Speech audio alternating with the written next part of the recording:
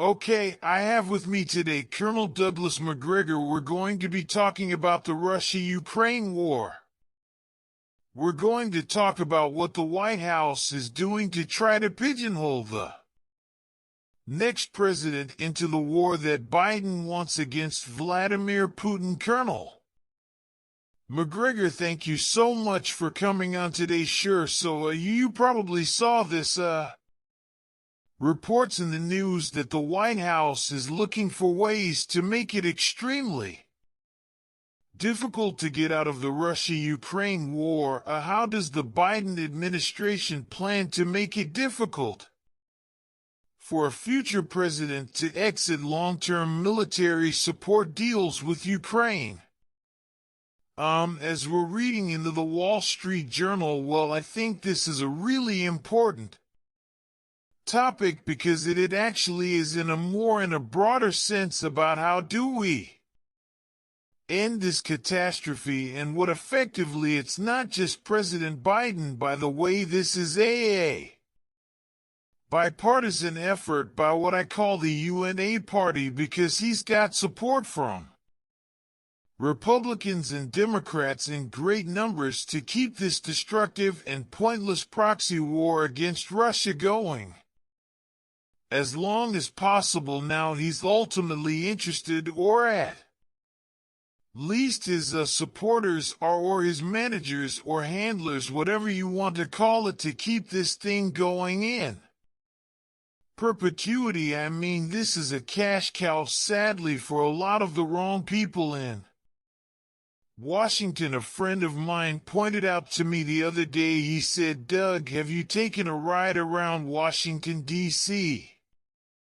Drive through Potomac, Maryland, and then over to Great Falls and McLean and so forth, and see the enormous estates, mansions, whatever you want to call them, that have sprung up in these areas, largely as a consequence of this unending series of interventions and wars. These are people that have operated within the broader framework of the military-industrial congressional complex, and they've stuffed huge quantities of cash into their pockets. Ukraine promises to keep a lot of that going, although, just as an aside, in case for some reason the cash cow called Ukraine stops producing, we've always got China and the imminent threat to Taiwan, which of course is nonsense. So that these things are all part and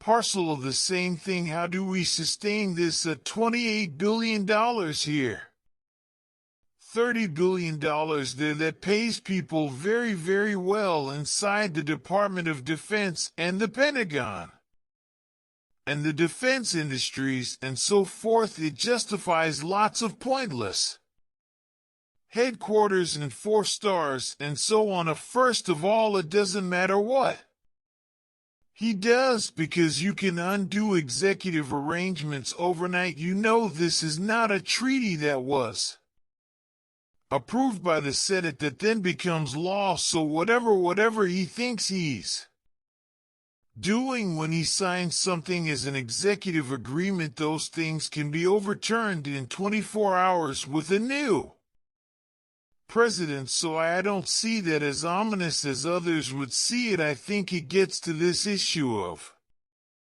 Washington doesn't want to end this conflict, which is very foolish and very dangerous.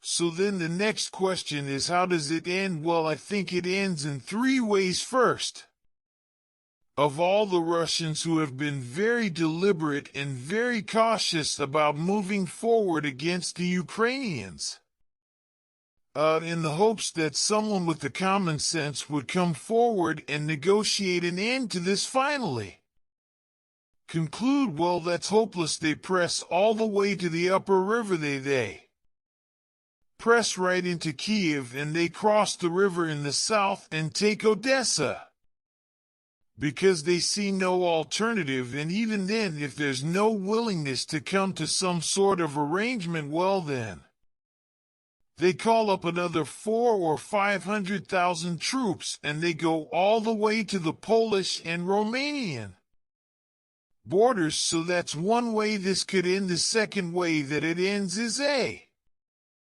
financial economic crisis. We have a lot. It's interesting to watch the news this morning, and the usual suspects on the various cable news networks are saying, oh, what a great week in the stock market.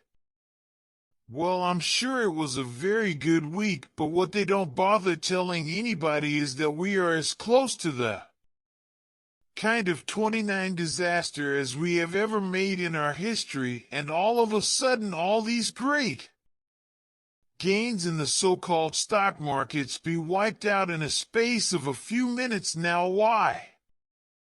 Everyone will come forward with a different theory, but that the bond yields are up, the prices are down, and at some point massive numbers of banks both inside the United States and around the world are going to look at all these treasury bonds that they invested in 20 years ago, when the interest rates were very, very low, and discover that, gosh, they're worthless. How do I get rid of these damn things? And when that happens, you're going to have a fire sale like nobody's ever seen, and that will produce an implosion in the financial system. Now some people will step forward and say, well, look, this happened to the British not long ago, I guess in the spring in March, and the Bank of England said, no, we'll buy up whatever